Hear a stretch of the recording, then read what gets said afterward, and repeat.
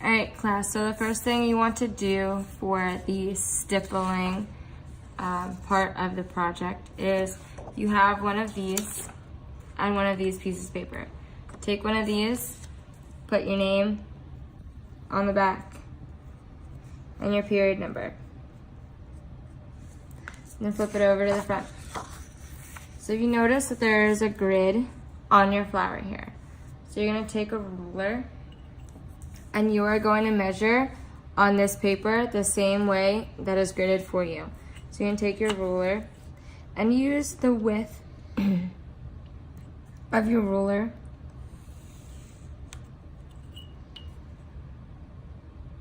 make a grid going in both vertically and horizontally.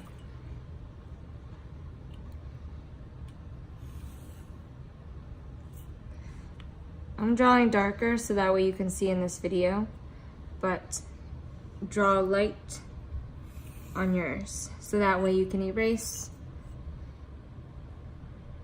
later.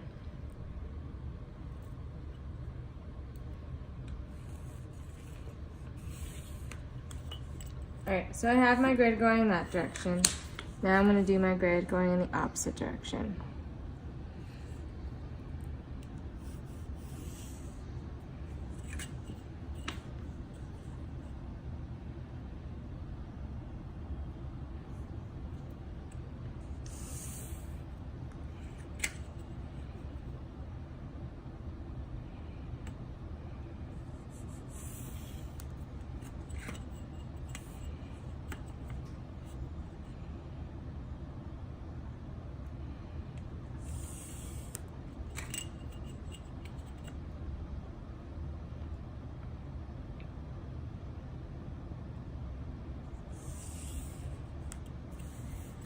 Alright, so I have my grid. Now you're going to look at how many boxes are on here and how many boxes go this way. There are 1, 2, 3, 4. On mine I have 1, 2, 3, 4, 5. So I'm going to start here at the bottom instead of starting here at the top. There are 1, 2, 3, 4, 5, 6 boxes this way and 1, 2, 3, 4, 5, 6 boxes that way. So you're going to look at each individual box to figure out where the line of this flower is in that box. So you're going to count boxes going this way, and then figure out where that line is inside that box. So I'm going to start here in the bottom one. So we have one extra row of boxes, and that's okay. So I'm going to start here. This is my first box, and in that box, this flower starts here, goes here, and comes out about 1/3, maybe a little bit more, over. And I'm going to draw that line. Then I'm going to look at the next box, figure out that my flower is about there, continue to draw my line. Next box over, it goes up into this area, and continue to draw my line.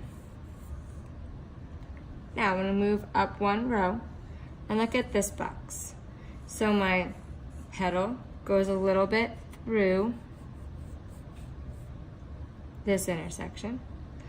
Over here on this line, it's about right there, but there's this little slopey line in between them. So I'm going to draw that little slopey line. And I'm just going to continue until I have the whole entire flower figured out. Alright class, so I finished drawing the outline of my sunflower here on my little piece of paper. I made the outlines dark so that way I can see them, and now I'm going to erase away my grid lines.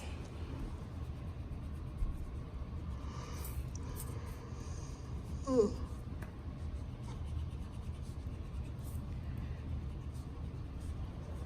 We can erase the majority of it afterwards, but just so you can kind of clean it up a bit so you know which lines to use and which lines not to use.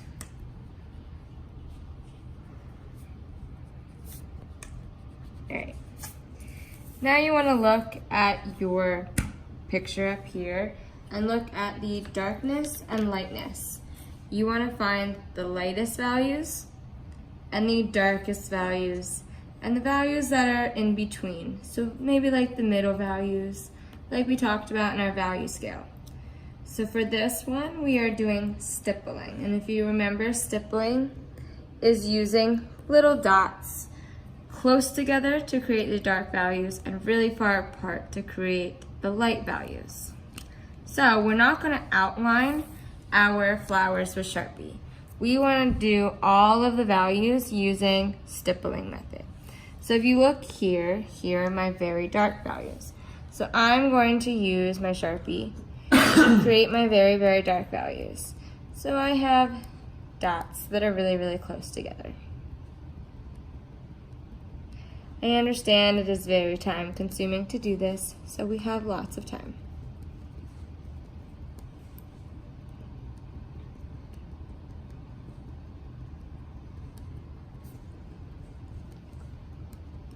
You can always go back in and add even more darker values as you go along, but you can't go back in and add any lighter values because you can't take away the Sharpie dots.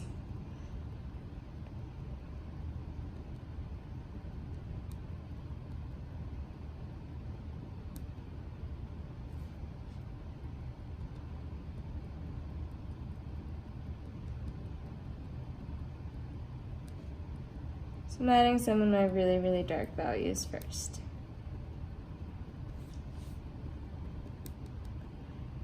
To show you some lighter values, I'm going to go over here to this petal.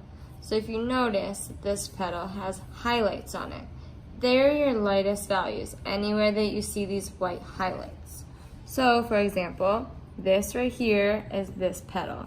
So you want to add your light values, which is dots that are really far apart from each other.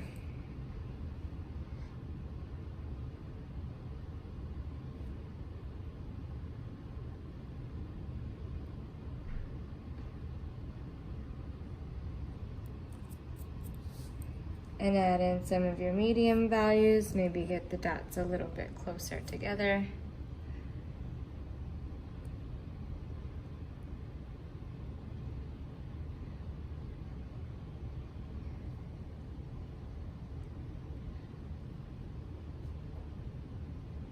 And your dark values.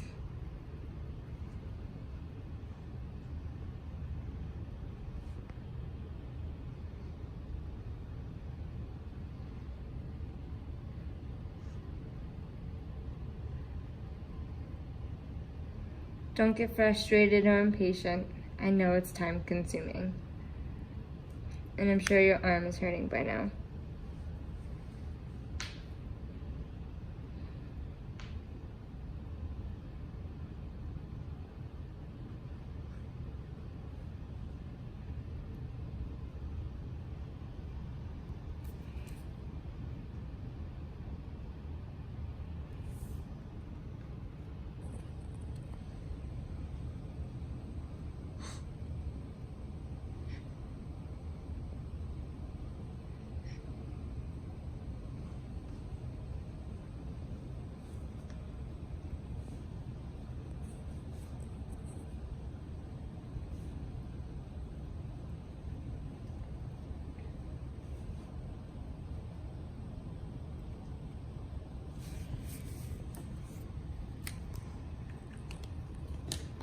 Take your eraser and erase away your pencil lines. You can start to see how well your shading and your value is coming along. If you think you need to go back in and add more dots, you can always do so. But again, you can't take away any dots. So I might go back in, add some darker values, and continue working.